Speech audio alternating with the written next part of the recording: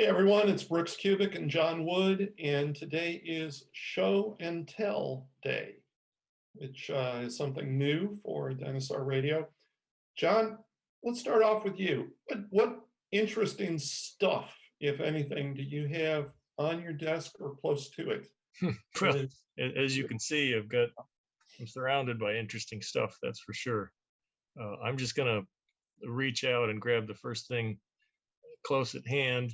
Okay. And see what we got. So this is How Your Muscles Work by Ellington Darden. This is one of the first books that Elle wrote. I believe it's in 1978, so this is as old as I am.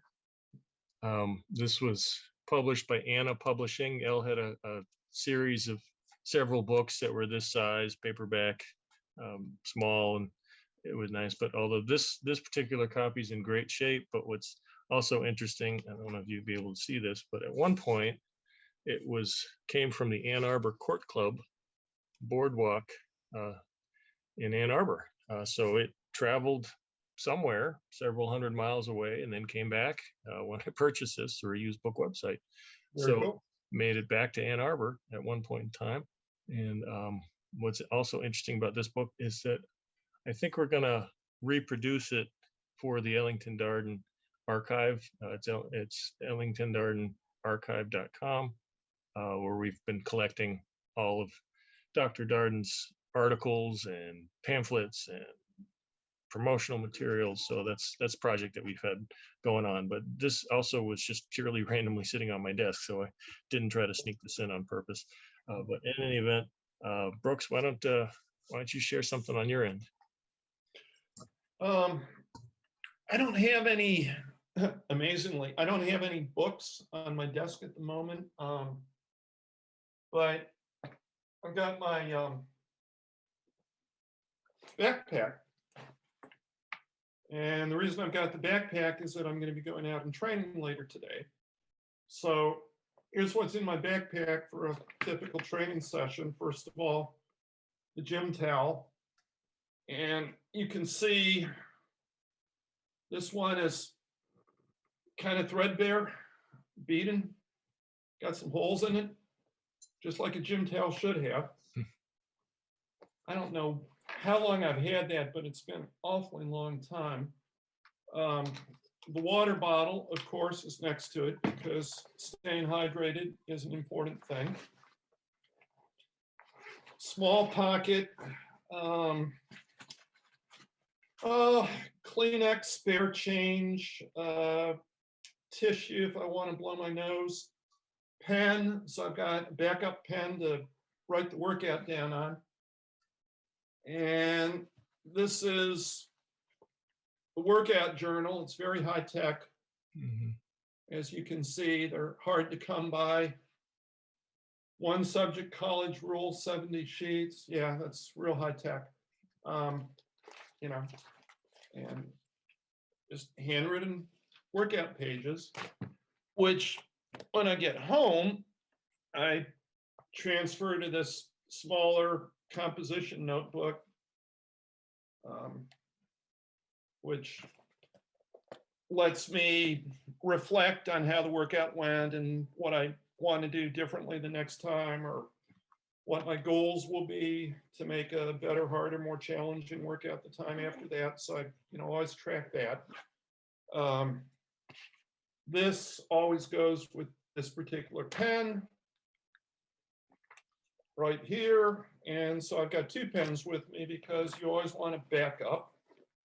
It's one of the basic rules of life. If you've ever packed up to go to an athletic contest, a powerlifting meet, a weightlifting meet, wrestling match, whatever, the rules: 2 jock straps, 2 pairs of socks, doubles of everything, because you just don't know. So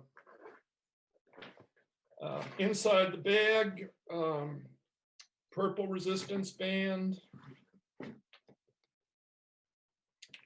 green resistance band,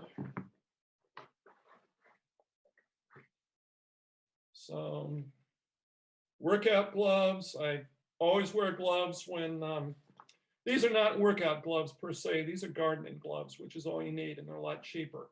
They're not fingerless. They've got fingers on them.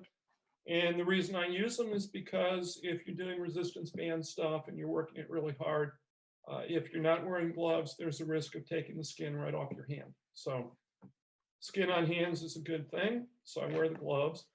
I also wear those if I'm training with rocks, logs, concrete blocks, doing push-ups on a wooden board, anything where you might get splinters or cut your hands up. There's just no sense in doing that, so I wear the gloves. These are the straps for my gymnastics rings, which are in here, shipped all the way from Rogue Fitness, 450 something Fisher Road in Columbus, Ohio. Small little strength manufacturing company. Everyone may have heard of them, right? So in the box, red resistance bands, black resistance bands, red resistance bands, ring number 1 and ring number 2, and a little sheet, instruction sheet on how to set them up, which in my experience doesn't really tell you how to set them up worth a darn. You got to figure it out on your own, but you know what? That's part of the fun of strength training. And then in here, what did I say earlier about doubles? I've got 2 more pairs of those rubber gloves and some sand, dirt, rocks accumulated from different places, hand sanitizer just because, and that's it. So that's what I'm going to be having fun with in a couple hours. What else do you have? What else do you have up there? I'm just going to reach over here. I got the May 1922 issue of Strength magazine. This one is in exceptionally good shape. I got the sleeve for it too. I was going to say that looks brand new. Yeah, this is in excellent condition. I don't know if you can see. I've got almost a full run of Strength magazine in some of these the shelves up here. But the Strength was probably the first. No, it wouldn't be the first, but it was probably the first publication that focused on heavy lifting, physical culture. McFadden's physical culture came before that, and it had a few articles here and there, but Strength was specifically started by the Alan Calvert and Milo Barbell Company, and they had other articles on different kinds of sports. This one actually has several articles on baseball, obviously because of the cover, but then there's also ads for the different courses, Milo Barbell Company. And why be a weakling? Yes, still a good question. But there was always articles on tumbling and various heavy lifting, an article by George Jowett, lifts and their popularity, wrestling by William J. Herman, all kinds of good stuff. So this was it. And then the Checkley Bureau is in the back cover. Right. Kind of cool. Edwin Checkley. And so this is the type of stuff I read for fun. I'm sure, Brooks, you've seen maybe not this particular issue, but other issues of Strength magazine, so you know this is the good stuff. And this was history. This is how the Iron Game was founded, built, promoted through publications like this. So and I was fortunate to be in the right place at the right time, where a gentleman wanted to sell his collection. He said, "Hey, do you want them?" And gave him a fair price, and now they are part of the research materials that I'm able to access to write books, write courses, produce and reproduce some of the articles. There's tremendous articles on heavy weightlifting, on strongman acts, on hand balancing, and so on. So I'm fortunate enough to have those as a resource that I can use and I can share. Strength Magazine was a really interesting publication because it included weight training, odd lifting meaning anything other than the official Olympic weightlifting lifts, dumbbell training, clubs, body weight training, stuff for sports, and there's tons of articles about things for sports, diet and nutrition articles. I mean, there's just a lot of, really good health and fitness articles, physical culture articles, articles on breathing. Breathing was, deep breathing exercises, very important back then. Articles on posture, a lot of articles about interesting things you could do at home, or in a home gym setting, because a lot of people, there just weren't a large number of commercial gyms around, and a lot of people didn't live anywhere near one. The farm boys, what were they going to do? So they are really fascinating magazines, and the advertisements, all of the ads are 1 or 2 pages long. I mean, they're just, you could spend hours just reading the ads. They're fascinating, and so many famous old timers had ads in there. Those are very cool. So, well, I've shown everyone. Oh, there's one other thing. My trusty high-tech timer to time stuff during the workouts. It's basic $20 wristwatch. You can see I really try to keep my workouts simple nowadays. Simple, minimalistic. There's a challenge I find to getting as much done as possible with as little equipment as possible. And I've been enjoying that aspect, particularly up here in Port Townsend, because I like to do most of my training outside just because it's so beautiful here. And, that means what can I put in a backpack and, walk 2.5, 3 miles to the beach? What can I carry? There's a limit.